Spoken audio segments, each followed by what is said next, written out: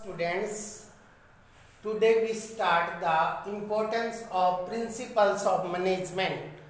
आज हम लोग करेंगे जो हमने कल आपको बताए थे प्रिंसिपल, उसके फीचर्स।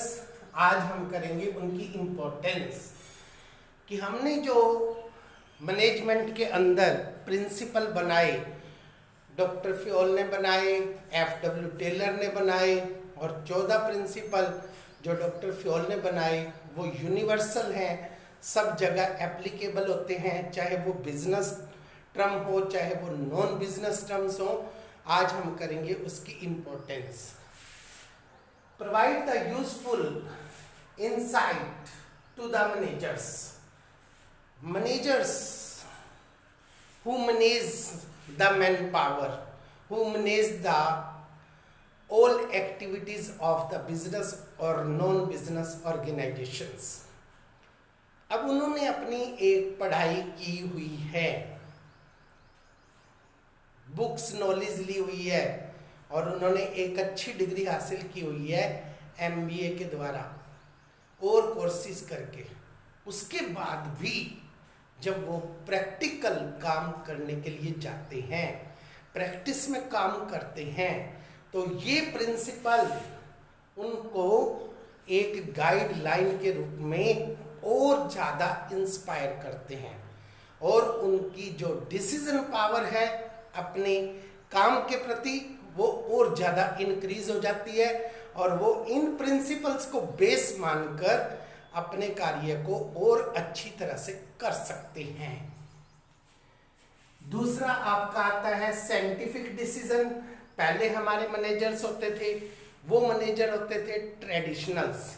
उनके द्वारा मैनेजरियल एक्टिविटीज को परफॉर्म करने के लिए जो डिसीजन लिए जाते थे वो ट्रेडिशनल थे, पुराने रीति रिवाजों पर निर्धारित थे। परंतु आज के हमारे मैनेजर्स जितने भी डिसीजन लेते हैं वो पूरी तरह से एक्सपेरिमेंट्स करके लेते हैं, और उनके द्वारा लिए गए डिसीजन बैलेंस डिसीजन होते हैं, और बैलेंस डिसीजन ही बिजनेस ऑर्गेनाइजेशन और नॉन बिजनेस ऑर्गेनाइजेशन के लिए एक वेल्दी इन्वायरमेंट पैदा करते हैं और उनके लिए अच्छे रिजल्ट्स प्रोवाइड करते हैं। इसके बाद मीटिंग द चैलेंजेस इन्वायरमेंट। अब हमारे जो ये प्रिंसिपल्स हैं, हमारे बिजनेस इन्वायरमेंट में बहुत सारी चेंजेज आती रहती हैं। जिस प्रकार से आपके यहाँ मौसम चेंज होता है, कभी सर्दी का, कभी गर्मी का, कभी बरसात का, कभी बसंत का, उसी प्रकार से हमारे बिजनेस इन्वायरमेंट में कभी पॉलिटिकल चेंज आता है, कभी कोई सरकार आती है, कभी कोई सरकार होती है। अब पिछली सरकार उसके अपने व्यापार के प्रति व्यूज हैं, और इस सरकार के अपने व्यापार के प्रति अलग व्यूज हैं। जैसे इस समय मोदी सरकार है तो उसने एकदम से GST लगाया, उन्होंने एकदम से नोटबंदी किया। इसका सीधा इम्पैक्ट सभी प्रकार के बिजनेस पर पड़ता है। ये हम आगे चैप्टर में पढ़ेंगे। 2 प्रकार के इम्पैक्ट पड़ते हैं आपके पॉलिटिकल। एक तो आपका होता है माइक्रो और एक होता है मैक्रो। जब इन्वायरमेंट केवल और केवल एक इंडिविजुअल बिजनेस को इम्पैक्ट करता है वो कहलाता है माइक्रो, और जब सब प्रकार के बिजनेस पर इम्पैक्ट डालता है उसको हम कहते हैं मैक्रो। तो ये इम्पैक्ट का सामना करने के लिए हमारे जो प्रिंसिपल हैं मैनेजर्स को पूरी तरह से इनसे लड़ने के लिए पहले ही मेंटली प्रिपेयर करते हैं। Fulfilling the social responsibility. आज हमने आपको +1 में भी चैप्टर पढ़ाया था रिस्पॉन्सिबिलिटी ऑफ द मैनेजर्स, क्योंकि कंपनियों में पैसे लगाने वाले अलग व्यक्ति हैं, उन्हें हम ओनर्स कहते हैं, शेयर होल्डर्स कहते हैं, इन्वेस्टर्स कहते हैं, डिवेंचर होल्डर्स कहते हैं, फाइनेंस इंस्टीट्यूशंस कहते हैं, और उनकी तरफ से काम करने वाले हमारे एक वेतनभोगी व्यक्ति हैं जिन्हें आप जनरल मैनेजर कहते हो, CEO कहते हो, डिपार्टमेंटल वाइज मैनेजर्स कहते हो। तो तो डिपार्टमेंटल वाइज मैनेजर्स हों, सीईओ हों, जो भी मैनेजरियल एक्टिविटीज करते हैं, उनकी ड्यूटी हमारे समाज के प्रति बनती है।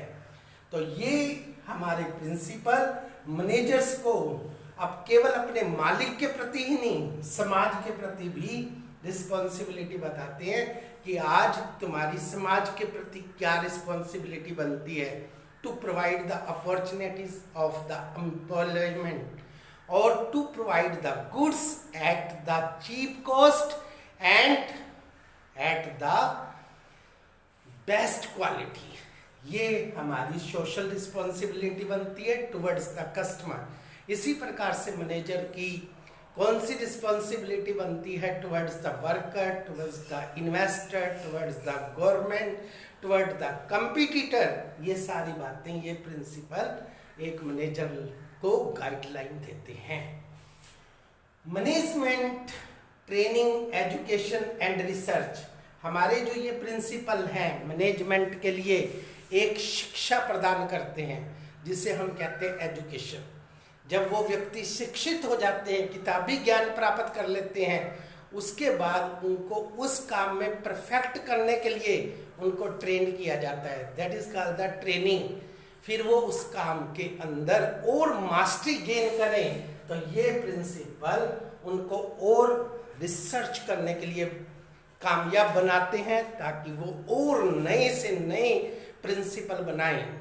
अब पहले हमारे प्रोडक्शन करने के जो सिस्टम थे वो कितने बड़े थे और उन पर कितनी मैन पावर की ज़रूरत होती थी और कितना टाइम कंज्यूम होता था। आज हमारे इन प्रिंसिपल की वजह से FW टेलर ने बेस बनाए, कुछ टूल्स बनाए। अब हमारे जो नए नए वैज्ञानिक आ रहे हैं वो उन्हीं टूल्स को बेस लेकर और नैनो सिस्टम में कन्वर्ट कर रहे हैं और नई मेथड बना रहे हैं और नई टेक्नोलॉजी बना रहे हैं, और उसके कारण प्रोडक्शन करना और भी कितना आसान हो गया और कितनी प्रोडक्शन की कॉस्ट हमें चीप पड़ती है और कितना बेस्ट क्वालिटी का प्राप्त होता है।